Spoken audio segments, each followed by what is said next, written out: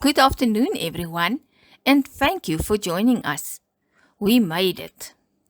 Now I sound like a politician, using the inclusive we because it is so good to be included in the results when the actual words should be congratulations, you did it.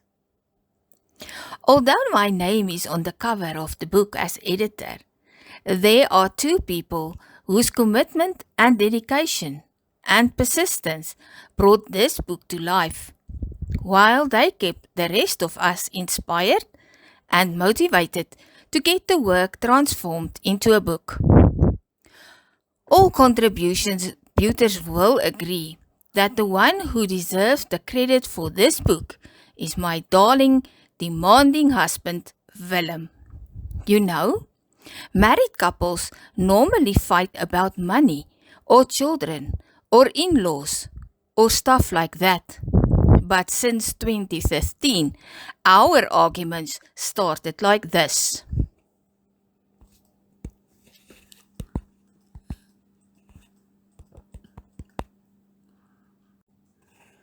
We should write a book.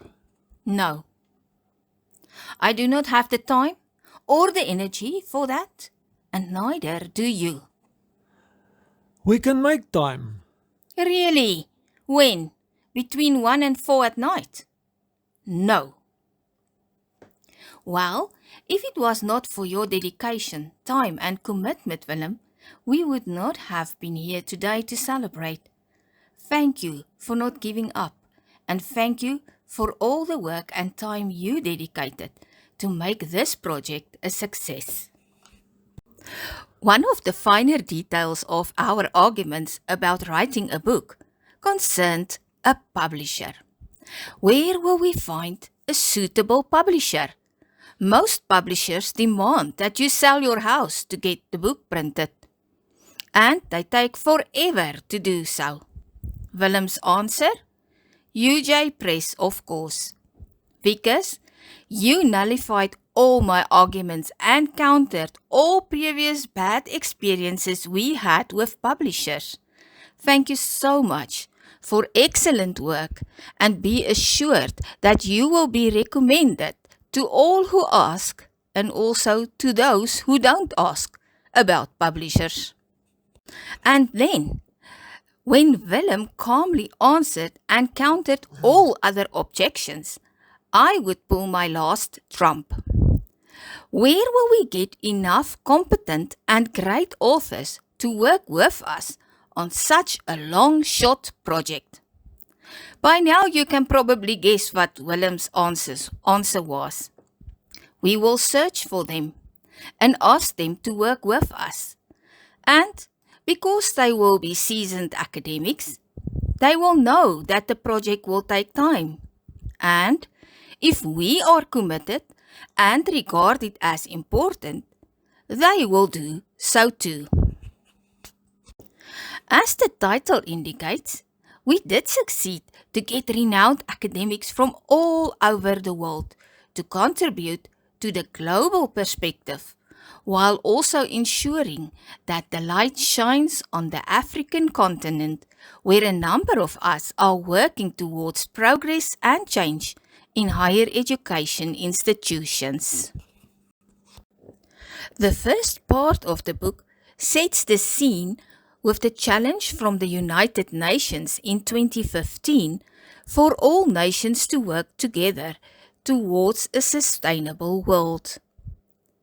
Willem and I provided a summary of 7 such initiatives, namely those from Germany, the USA, France, China, Africa, Japan, and Zimbabwe, and pointed towards the bad news that unfortunately the buzzword is not cooperation, but competition. Higher education is not delivering what is required and needed, and higher education in its current form is regarded as redundant, while it needs to be disruptive. In line with this, Prof. Bonvillian, who is the Senior Director for Special Projects at Massachusetts Institute of Technology's Office of Digital Learning and Senior Advisor to the U.S. Senate, discusses the production challenges facing the USA, including the widespread social disruption that came from the decline of its manufacturing sector. Higher education is challenged to develop a new approach to train and equip a new manufacturing workforce that can combat the loss of middle income and counter the growing social inequality and the post-industrial backlash. Next, the focus falls on collaboration between universities as the first sign of light in the dark. Professor van den Berg from the Department of Curriculum and Instructional Studies at UNISA reports on the collaboration between North and South towards the professional development of educators in a proactive response to the challenges of the 21st century. She shows how the Certificate of Advanced Studies from the Karl von Ossietzky University in Germany feeds into the UNISA Master of Education in ODL degree, while both partner institutes contribute different merits to strengthen the alliance.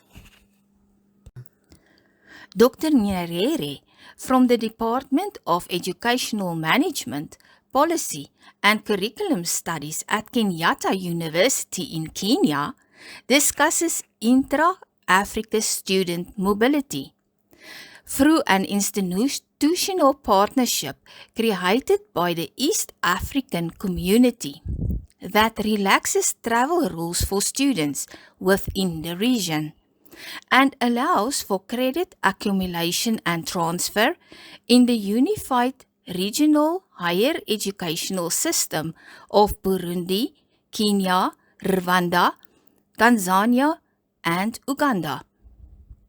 Despite cultural and language barriers, students from war-torn countries are gaining knowledge, skills, and competencies in Kenya that can contribute to the rebuilding of their home countries.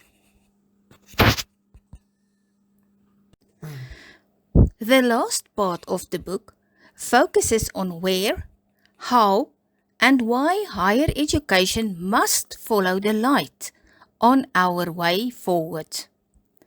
Profs Ronfeldt and Aquila from the USA ask for the repositioning of statecraft and grant strategy towards new politique, a common pool of thought leading to interthinking humanity with long-term goals as a successor to the more traditional realpolitik and to combat the aggressive sharp power used by Russia, China, North Korea, Iran, Al-Qaeda, the Islamic State, and WikiLeaks that often catch other countries off guard and without defense.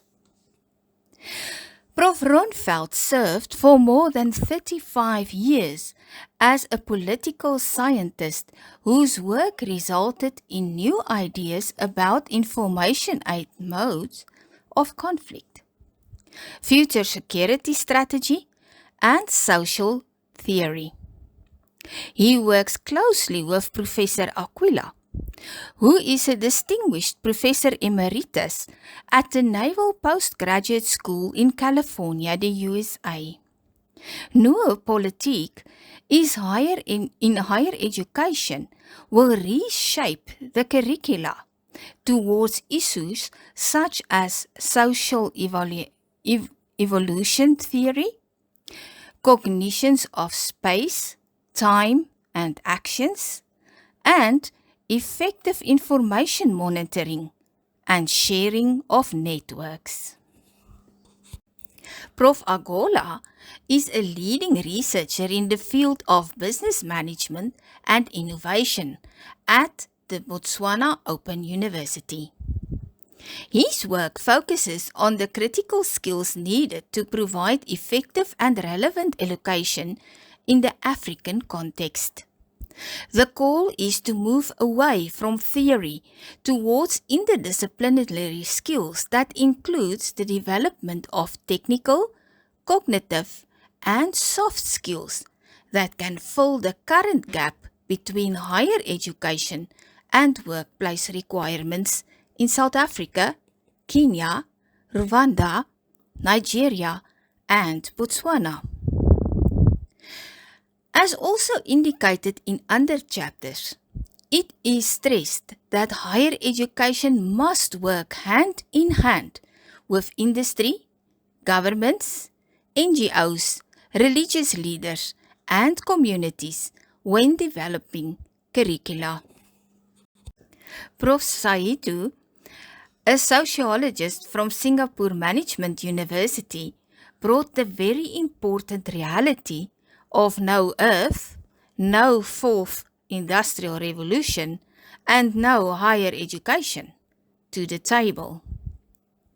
He questions the acceptance of the 4IR as an external imperative to which higher education must adapt.